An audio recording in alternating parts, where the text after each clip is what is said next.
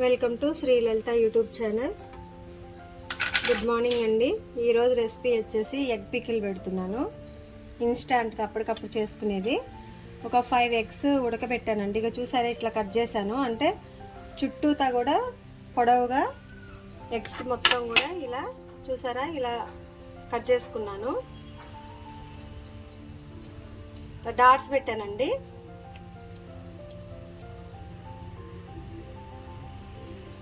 ఒక 5 ఎగ్స్ తీసుకున్నాను. ప్యాన్ పెట్టుకున్నానండి. ఆయిల్ వేద్దాము. అంటే ఓన్లీ 1 వీక్ వరకు ఉండేలాగేనండి, అంతకంటే ఎక్కువ కాదు. ఎక్కువగా స్టాక్ కూడా పెట్టుకోవద్దు ఏదైనా కానీ. ఇప్పుడున్న సిచ్యువేషన్స్లో డైలీ పచ్చడైనా సరే అప్పటికప్పుడు వేడిగా తినాలి తప్ప స్టాక్ పెట్టుకోకూడదు. నిల్వ పచ్చళ్ళ వల్ల కూడా అల్సర్ వస్తుందండి. కొన్ని హెల్త్ ఇష్యూస్కి మనం నిల్వ పచ్చళ్ళు పెట్టుకునే విధానం కూడా కారణం అవుతుంది. రెగ్యులర్గా తింటాం అంటే మన బాడీని బట్టి, అంటే నిల్వ పచ్చళ్ళు తినకూడదా అని కాదు, తినొచ్చు. కాకపోతే మన బాడీకి ఉన్న ఇమ్యూనిటీని బట్టి ఏదైనా ఉంటుందండి. ఈ మధ్య ఒకరికి తెలిసిన వాళ్ళకి మొత్తం బాడీ మొత్తం, అంటే మా రిలేటివ్స్కే కొంచెం ఇన్ఫెక్షన్ లాగా వచ్చేసి, ఇంకా చెప్పకూడదులే కానీ ప్రతి ఒక్క ఆర్గాన్ మీద ఎఫెక్ట్ పడిందండి. ఆ టైంలో డాక్టర్ ఇచ్చిన సలహా నిలువ పచ్చళ్ళు ఒకటి, అంటే ఎక్కువగా ప్యాకింగ్ బయట చిప్స్ ప్యాకెట్లు అట్లాంటివి ఒకటి పూర్తిగా బ్యాన్ చేయమన్నారు. కొంచెం ఉప్పు కారం చాలా తక్కువ తీసుకోమన్నారు. అలాగే మసాలాలు తగ్గించమని చెప్పారండి. ఫ్రూట్స్ ఎక్కువ తీసుకోండి, తృణధాన్యాలు గట్టకలు ఎక్కువగా తాగమన్నారు. దాంట్లో మెయిన్గా పెసలు, జొన్నలు, రాగులు బాగా ఉన్నాయండి. డ్రై ఫ్రూట్స్ మనం ఏవైతే బాగా ఇష్టంగా తింటున్నామో వాటి వల్లే కొన్ని ప్రాబ్లమ్స్ వస్తున్నాయి. అందువల్ల ఫుడ్ విషయంలో మనం, అంటే డాక్టర్ చెప్పిన ఒక మాట వినండి, చాలా ఇంపార్టెంట్ వర్డ్ అది. మనకి నోటికి రుచి ఏదైతే ఉంటుందో దానివల్లే మనకి ఎక్కువ ప్రాబ్లం వస్తుంది. మనం ఏదైతే అయిష్టంగా తింటామో వాటి వల్ల మన హెల్త్ రికవర్ అవుతుందని చెప్పేసి అన్నారు.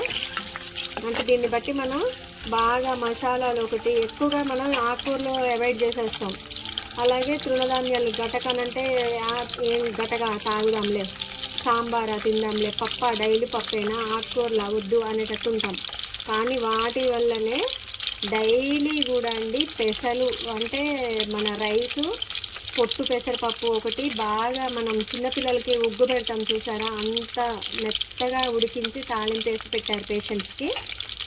అలాగే డైలీ మనం తీసుకునే ఫుడ్లో పెసలు కంపల్సరీ ఉండాలండి. అంటే పెసలనే కాదు, తృణధాన్యాలు కంపల్సరీ ఉండాలి, పొట్టుతో కూడినటువంటి ఉండాలి. అర్థమైందండి.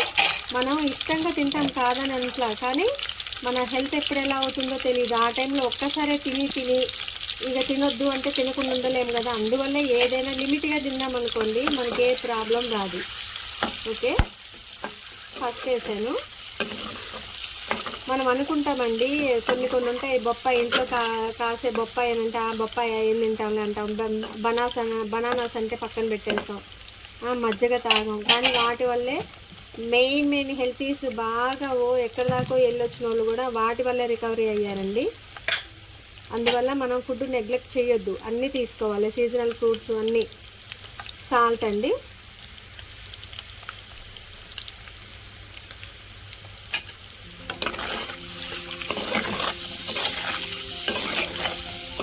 హెల్త్ వెల్త్ అంటారు కదండి, హెల్త్ ఈజ్ వెల్త్ అని అంటారు కదా. ఆరోగ్యం కరెక్ట్గా లేనప్పుడు ఎంత డబ్బు ఉన్నా కానీ వేస్ట్ అండి.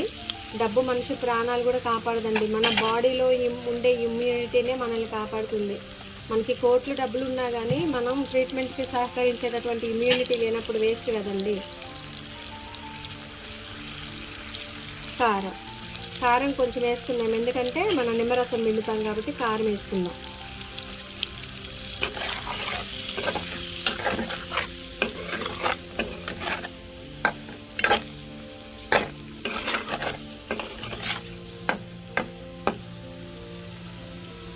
అంటే ఇన్స్టాంట్గానేనండి, ఇది సాయంత్రం వరకు అయిపోతుంది.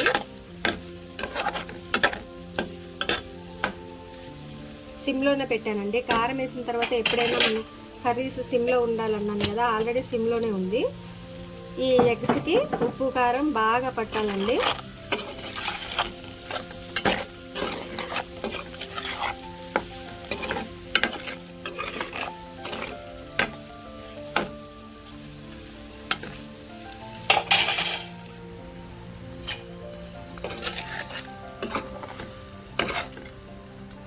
ఎగ్స్ మీద ఇట్లా మనం హోల్స్ పెట్టుకున్నాం కదండి, కట్ చేసుకున్నాం కదా, వాటి మీద కొంచెం నూనె యాడ్ చేసుకుంటూ ఉండాలి.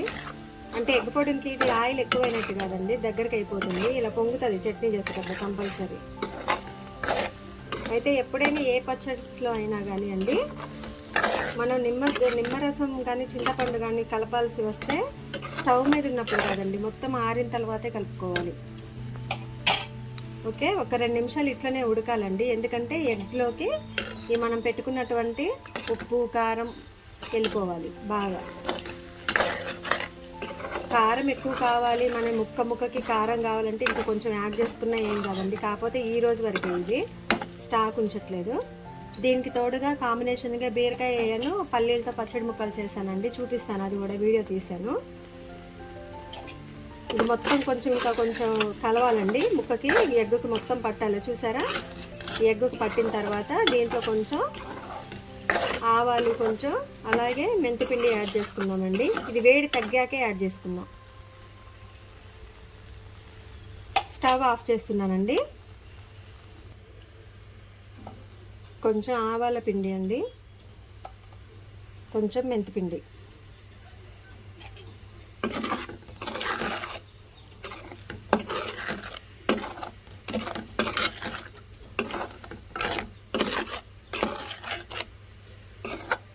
ఒక గుడ్డ ఆల్రెడీ పీసెస్ అయింది కూడా, అంత జాగ్రత్తగా చేసా.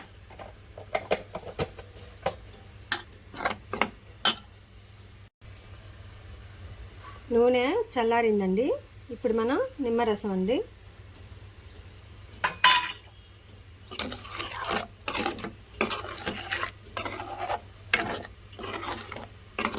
ఇది వేడి మీద ఇలా కనిపిస్తుందండి. తర్వాత మొత్తం కూడా ముక్కకు పట్టేస్తుంది, ఇట్లా ఉండదు, లూజ్గా ఉండదు, టైట్ అయిపోద్ది. చూసి ఆల్రెడీ ఇందాకటికి ఇప్పటికి ఎంత టైట్ అయింది చూసారా.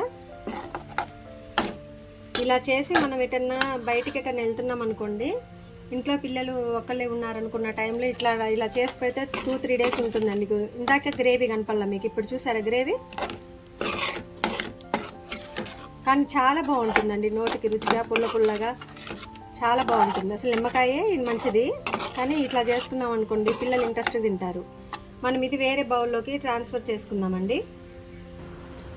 టేస్టీ ఎగ్ పికిల్ రెడీ అండి. చూసారా, ఇంతకు ముందు కొంచెం మీకు లిక్విడ్లా కనిపించింది, లేకపోతే ఇప్పుడు మొత్తం దగ్గరికి పోయి మొత్తం మనం కలుపుకున్నటువంటి పేస్ట్ అంతా కూడా ఎగ్గుకు పట్టేసిందండి. ఒక ఎగ్గుతోటే మొత్తం అన్నం అంతా తినొచ్చు. Shri Lalitha YouTube channel subscribe చేసుకోకపోతే చేసుకోండి. వీడియోస్ లైక్ చేయండి. Thanks for watching. Please do like, share and subscribe my YouTube channel.